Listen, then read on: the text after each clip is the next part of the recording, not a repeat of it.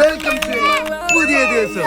ഈ പുതിയ വീട്ടുകായന് ഈ സാധനങ്ങൾ വാങ്ങാൻ പോലൊക്കെ ഒരു ചടങ്ങടാ. നട്ടുച്ച 2 മണിക്കാണ് ഉമ്മ പച്ചക്കായും ചേനയും പയറൊക്കെ വാങ്ങാൻ പറഞ്ഞേക്കണം. ഇത്രയും കാലം ഉണ്ടായ പോലെ സൂപ്പർ മാർക്കറ്റ് ഹൈപ്പർ മാർക്കറ്റ് എന്നുള്ള സ്വപ്നമൊക്കെ മാർക്കറ്റ്. ഇതാണ് ഒരേ ഒരു മാർക്കറ്റ്, നമ്മൾ അംസാക്കാന്റെ മാർക്കറ്റ്. സാധാരണ ക്യാപ്സിക്കം മുതൽ ഡ്രാഗൺ ഫ്രൂട്ട് വരെ ഉണ്ടാവില്ല, പക്ഷെ ഇന്ന് ചേനയും പയറൊക്കെ മൂപ്പർ അംഗനവാടി കൊടുത്തില്ല. പിന്നെ നമുക്ക് തിന്നൊന്നും മാണ്ടപ്പത്. അതുകൊണ്ട് കുറച്ചുകൂടി വെയിലത്തോട് കരിഞ്ഞുണങ്ങി നടന്ന അപ്പുറത്തുള്ള ഹൈപ്പർ മാർക്കറ്റ് എത്തും. മഹൽ സ്റ്റോർ കണിയന്റെ മൂപ്പരെ പിന്നാമ്പുറമുള്ള, അതുകൊണ്ട് സാധനങ്ങളൊക്കെ ഇനിയിപ്പോൾ അവിടെ ഉണ്ടാവും. മഹൽ സ്റ്റോർ പുറത്തുനിന്ന് കാണുന്ന മാരില്ല കേട്ടോ, പുറത്തുനിന്ന് കണ്ട നാനോക്കാർമാര്, എന്നാൽ ഉള്ളിൽ കയറിയാൽ ഇന്നോവേറ്റ സെറ്റപ്പ് മാരൊക്കെ ഉണ്ട്. ഈ ആഴ്ച കുറെ ദിവസമാണ് തോക്ക് വേണം എന്ന് പറഞ്ഞ ഒച്ചപ്പാട് ഉണ്ടാക്കണം. മഹൽ സ്റ്റോറിൽ ആകെ ഒറ്റ തോക്കുണ്ടായത്, അത് പറസിംബി ബഷീറാണ് തൂക്ക്. അങ്ങനെ മഹൽ സ്റ്റോറിനോട് വിട പറഞ്ഞ് പെരീക്ക് നടന്നു പോകുമ്പോൾ ഞാൻ ഒരു കാര്യം ആലോചിച്ചു. ഇതൊക്കെ ഈ ബില്ല് ഞാനൊക്കെ ഇയാസിന്റെ പ്രായത്തിലായപ്പോൾ ഇങ്ങനത്തെ ബില്ലൊക്കെ കണ്ടു. ഇപ്പൊ നമ്മള് സൂപ്പർ മാർക്കറ്റിലൊക്കെ പോകുമ്പോൾ ഫുള്ള് കമ്പ്യൂട്ടർ ബില്ല്. പണ്ട് മൊത്തം ഇങ്ങനെ എഴുതിക്കാണ് മുമ്പ് ഒരു മനക്കണക്കിച്ച് കൂട്ടുന്ന ബില്ലാണ്. അത് കാണുമ്പോൾ ഒരു നെസ്റ്റ് അടിച്ചറാ. ഇതിപ്പോ എന്നും ഇന്നെ എടുക്കാൻ വന്ന് വാപ്പാനെ തൊട്ടപ്പുറത്തെ തൊടിയിൽ എനിക്ക് ഒരു പെരേറ്റി കൊടുക്കേണ്ടി വരുമല്ലോ. ഇപ്പൊ ഈ ബനങ്ങാനും എന്നും ഇങ്ങനെ എടുക്കാൻ വരുന്നോണ്ട് എക്സ്ട്രാ ശമ്പളം മാനേജറിൽ നിലക്ക് ചോദിക്കോ?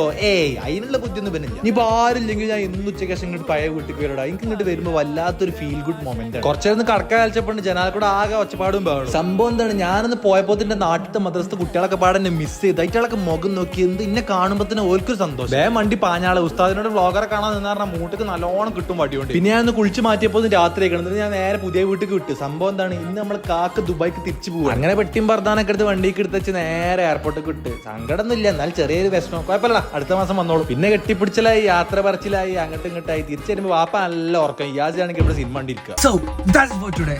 എന്താ ചെയ്യാ, എല്ലാവരും ദുആ ചെയ്യാ, ഫോളോ ചെയ്യാ.